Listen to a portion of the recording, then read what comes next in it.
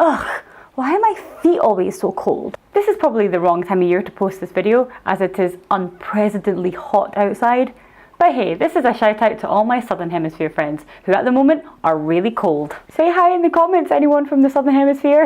And also, this video is a shout out to anyone who has had freezing cold feet that just can't seem to get warm. This week, I'm asking, why?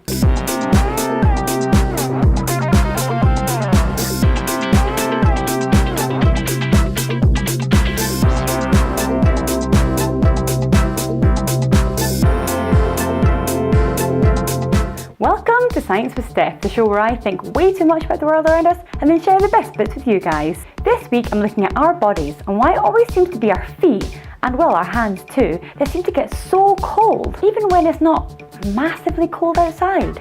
But first, before I talk about the human body, which I don't actually know all that much about, well, I do not know much about my human body at all. If it's not physics, I just didn't learn it. I want to talk about heat and heat transfer, which is something I do know something about. Heat always travels from something that's warm to something that's cold, which is why things like refrigerators or air conditioning units take lots of energy to take heat out of something that's cold and put it into something that's warm. Heat is just a form of energy and moves from hot things to cooler things in 3 different ways. That's conduction, convection, and radiation. Conduction is the way that heat passes through solids, especially in a metal where there's lots of free electrons to pass the energy from one atom to the other. On a molecular level, conduction is when atoms get excited by the heat, start vibrating and pass that excitement onto the neighbouring atoms. It's kind of like when you sing Let It Go at a Disney convention and then that excitement just passes from your neighbours outwards and you can't stop it.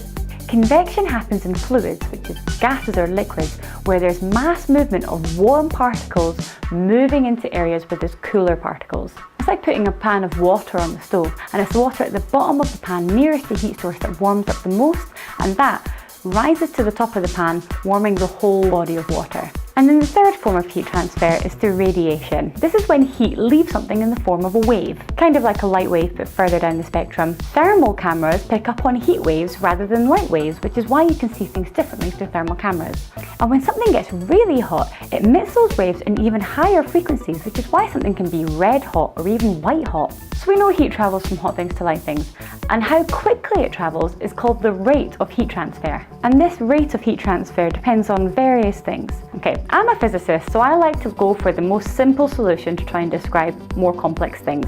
So let's imagine we had 2 boxes. Box A and Box B. Box A is at a higher temperature and Box B is at a lower one. And then you decide to connect these with a metal rod. The rate at which the heat leaves Box A and enters Box B depends on the length of the rod, the area of the connection, the temperature difference between A and B, and how conductive that rod is. Conductivity depends on the material itself. Is the heat running down like an empty corridor, or is it pushing through a big vat of glue? Right, so now we're all experts about how heat transfers from one thing to the other. Let's look at how heat transfers through our body. The main way that our bodies move heat from one place to the other is actually through a big, massive, complex convection system. It's called blood vessels. As blood is pumped around our body, it not only carries oxygen and, important cells and antibodies and things, it also carries heat to the outer limbs in our bodies. The big, massive temperature control system in this is our skin. Our skin has heat receptors all over it, all sending signals to and from the brain, telling it how hot it is outside. When we are too hot, the blood vessels are close to our skin and that heat is radiated away from our skin. When it's too hot outside for us to be able to do that efficiently, we sweat. But water changing from a liquid to water vapour takes a lot of energy, and it takes that away from our body in the form of heat. That takes the heat away from our skin and makes us feel cool. But we don't look very cool when we sweat. No siree. Now when it's too cold outside, the first thing our body does is called vasoconstriction. That's when the little blood vessels near the surface of our skin in our hands and our feet constrict. That stops the blood flow, aka heat, leaving our skin through the extremities. This allows our body to make sure that all our important organs keep warm. More stuff happens when we get even colder, but that's a whole episode's worth of science. So why do my feet always get cold? Well, if we think about the heat equation, our bodies are making our hands and our feet colder by reducing the area of contact, constricting our vessels, and decreasing the conductivity by reducing the blood flow. The best ways to warm up your feet is to get that blood moving again by jumping up and down or stomping, making sure you drink a lot of water to keep your blood flowing. You want to go into a warmer room so that your body reacts and opens up the blood vessels again, and kitty cuddles. They're very important. Oh shit. She doesn't want kitty cuddles. No, kitty cuddle. And also by wearing thick socks or layers of socks, which is lucky because I took part in the Super Carlin Brothers Summer Sock Exchange. The Summer Sock Exchange was organised for all the fans of the Super Carlin Brothers. It's set up a little bit like a Secret Santa. You get one person's name to send some socks to, and you receive your socks from a surprise person. I was fortunate enough to actually receive my socks in person. So this isn't so much of an unboxing video as, you know, as I've got given my socks in person, but I want to share with everyone out there just how amazing my Super Carlin friends are and show you what socks I got. Yay! So I got these from my friend Zara, and I've already worn one pair, so that's in the wash, but I'll show you what I got. I got some Mickey Mouse, which is really cool. Some other really cute Mickey Mouse socks. Yeah, very, very cute. And obviously the Super Carlin Brothers are big Pixar fans and also Harry Potter fans, and I'm a big massive Harry Potter fan. So I got Dobby socks, haha, yay! And I got some Hedwig the Owl socks.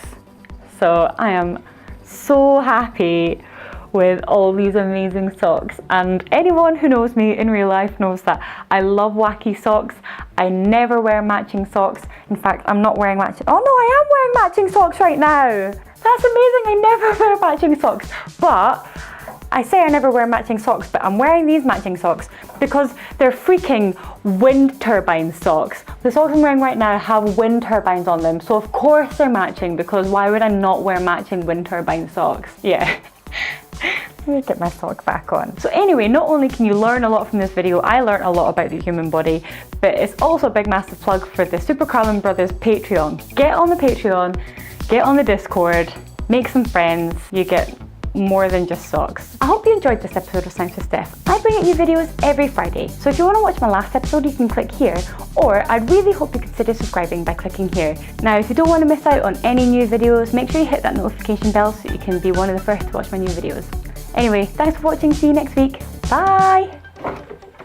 Quiet, yo!